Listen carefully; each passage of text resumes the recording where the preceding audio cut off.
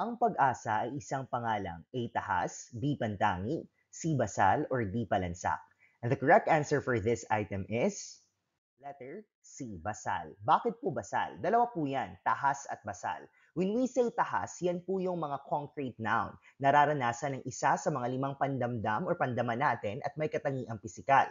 Halimbawa po nito ay yung cellphone, nakikita at nahawakan natin. Halimbawa, bag, lapis, papel, yan po ay mga tahas. Again, concrete noun.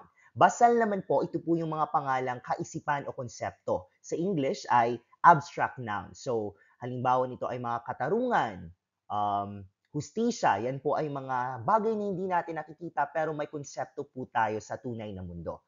Ang pantangi naman po, yan po ay tiyak na ngalan ng tao, hayop, bagay, lugar at iba pa. So, ibig sabihin, mga proper noun, mga specific na katawagan sa isang bagay. Halimbawa kung tao, Pia Wurtzbach or Catherine Bernardo. Or kung prutas naman po, apple, yan po ay mga pantangi. Ang palansak naman po, ito po'y tumutukoy sa pangkat o grupo ng pangalan. Halimbawa po nito ay kumpul, buwig, hukbo, lahi, tumpok o tangkal. Ibig mo sabihin, grupo ng mga bagay or grupo ng pangalan. Halimbawa,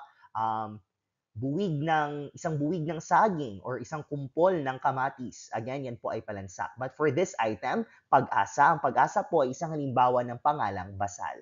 And now, it's your turn to answer.